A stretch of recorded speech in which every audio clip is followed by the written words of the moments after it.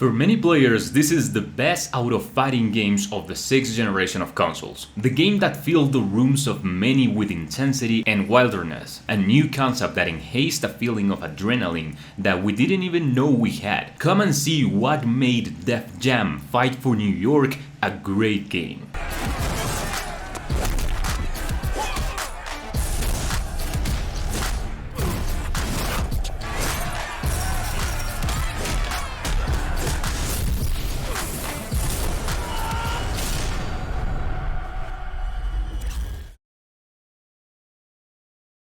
This is a crucial video for the future of the channel. Make sure to beat that like button to see if we can reach 100 likes. I'm counting on you as always. Giving a little bit of personal context, this is a title that took away from my childhood back in 2005, a fighting game that I enjoyed on the level of any other on my little Xbox. Whole afternoons and nights playing with cousins and friends, and until relatively recently I came to discover how praised it became as a video game. In a short time, it practically became a cult classic. Developer Aki Corporation, which were behind the project after the good reception of Def Jam Vendetta, its prequel, doing a job that even for that moment was very different from what they had tried in matter of mechanics and immersion. But almost without wanting to, they ended up building not only a game lovingly remembered by thousands, but also a new genre in their own style. The main mode is the story mode, since as in the words of the producer himself, we wanted to deny the notion that a fighting game could not have a deep single player experience with its own plot. So this way our legend starts. The game starts right after the events at the end of Def Jam Vendetta, with D-Mob being arrested after losing the last fight of the night. He gets intercepted by us. Yep, we would create our own character, and that comes to be considered with all its traits, including the fighting style. Some unsanitized shit.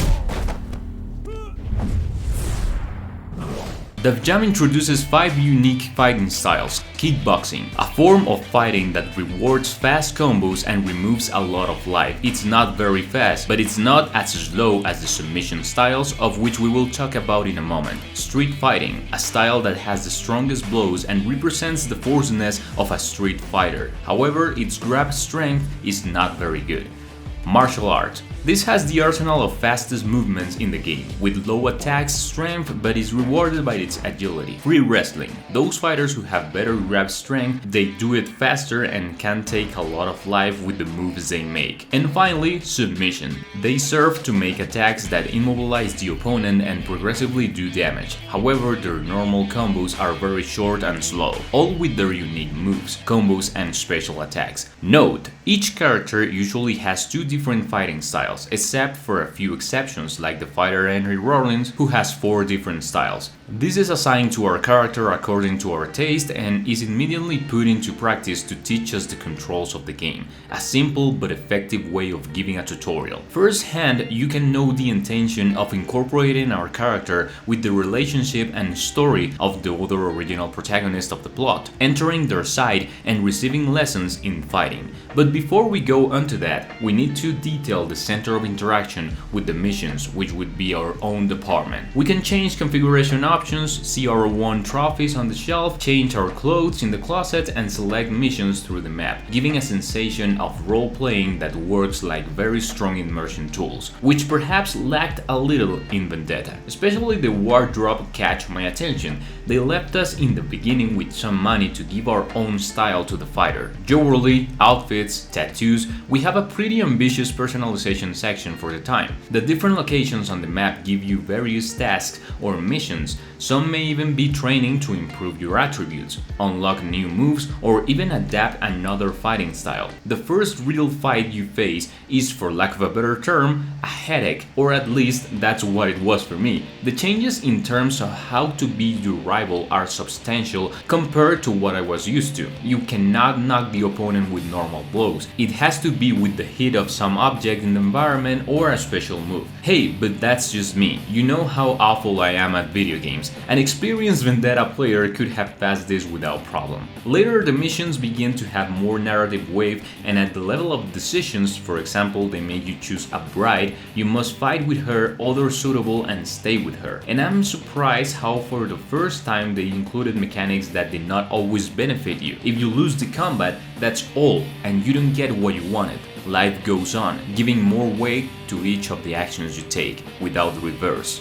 The graphics of the game were highlighted as impressive at the time, but you know, more than the graphics, what catch my attention the most aesthetically was the body expressiveness of the characters. Very believable facial expressions that give a sense of cartoonish style, but without leave aside the raw realism of its urban nature. This is a game that in work of setting, sound design, and commitment of the voice actors generate a style that can hardly be forgotten. Also, we can forget the soundtrack, which contains an impressive number of tracks from many American rappers and urban artists who contributed their greatest hits in their albums for this game. That's not to mention the participation of said rappers in the game, many great industry given their images as playable characters, Snoop Dogg, Simple, Ludacris, Ice-T, among others. Also including big stars like Danny Trejo, who sincerely fits perfectly in this context. And these characters were not just simple cameos. Snoop Dogg plays a very important antagonist role as Crow, the leader of the enemy gang in the story mode. Within the dynamics of the story, I like how they include more elements other than just individual fights with your character. Sometimes they force you to learn new skills, sometimes you can use your girlfriend in a girl fight.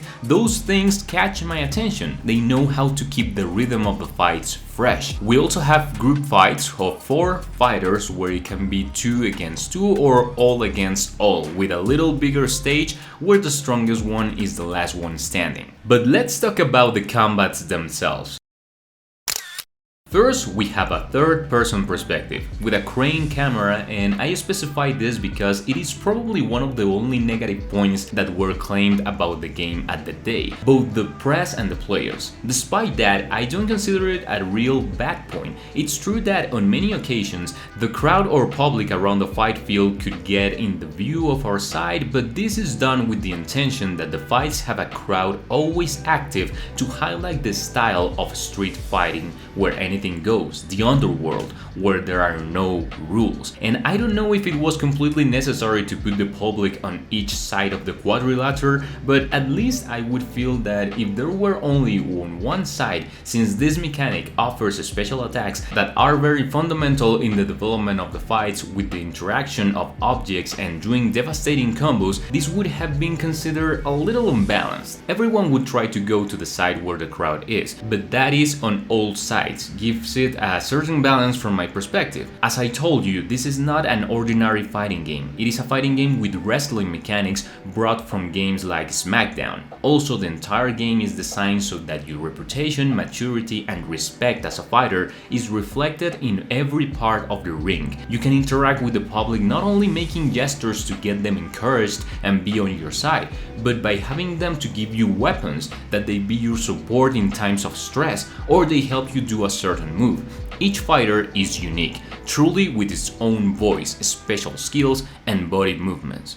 You have one button for punches, another for kicks, a lock button to defend yourself, a blazing mode which be like an awakening in quotes, giving us a plus of damage and also activating the possibility of doing an ultimate. Each fighter can have up to 4 different ultimates that are operated with the right analog directions, all making very similar damage animations. There is also the clear grab button, where once the opponent is hooked, you can perform different actions. You can make a strong punch that knocks the rival down, you can make a submission attack that also leaves the rival on the ground, or you can also throw him towards the crowd to interact in different ways and make devastating attacks. At the level of game sensation dynamics, Def Jam feels much heavier than other fighting games like Mortal Kombat, Street Fighter, Marvel vs. Capcom, Tekken, and so on. The fighters are slower, they have different weights, the forceness of their kicks and jumps is very heavy and gives them a touch of kinesthetic value that makes you recognize it. You play it and think, this is a street fight. You must take into account when fighting that the timing of your blows, as well as that of your opponents,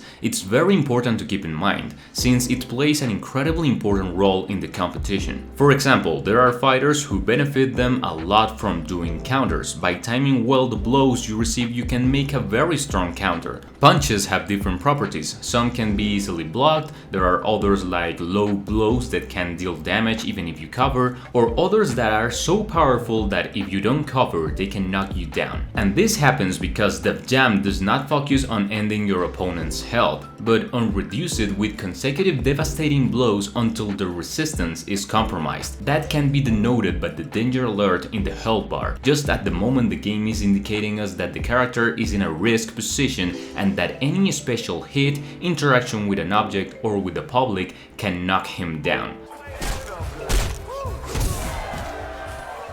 All of this adds features that are not seen in any fighting game, and that give it a very epic essence. This is also a title that rewards your discipline very well when it comes to learn new attacks in the story mode, constantly improve your skills in the gym, and that is reflected in combat. Probably more than any other fighting game that includes these mechanics. As you can note, this is a wild fighting game, which unleashes all the brutality of what would be a real-life fight, with everything and its sadistic nature, sometimes going a little into the absurd. How is this guy still conscient after that? I would also want to highlight the creativity of the developers when choreographing these blazing attacks, aka the ultimates, because I don't know if it's just me, but I can't stop making these gestures every time I see one of these attacks. Obviously, depending on the fighting style of each character, the hits, combos, and grab will have different speeds, damage, and weight. The story is treated in a very funny, direct way, establishing the conflict between D-Mob and Crow as gangs, involve us in a maybe unnatural way but with a lot of personality.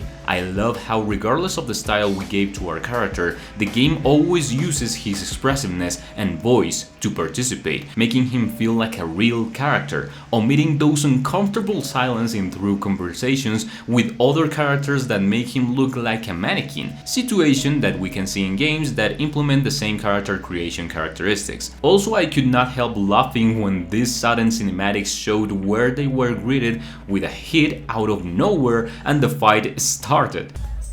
Why you gotta dog my girl like that?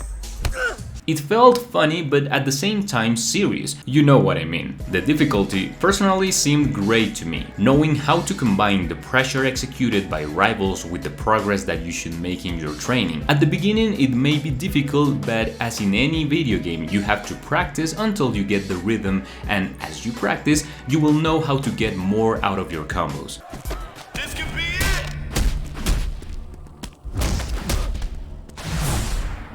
Now you ready to start something.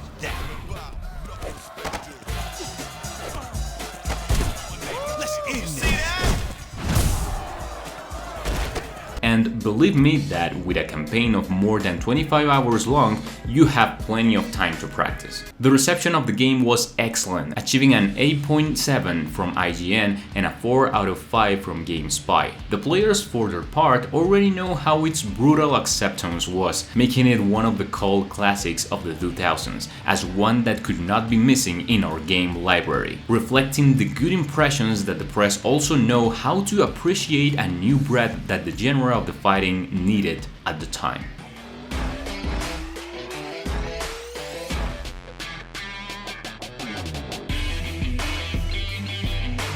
Guys, tell me in the comments what your main was in this game. Mine was simple, great piece of character. If you want to share your opinions and experiences, you can do it in the comments down below. Thank you very much for watching, that was all for today, and I'll be watching you in the next video. Take care and see ya.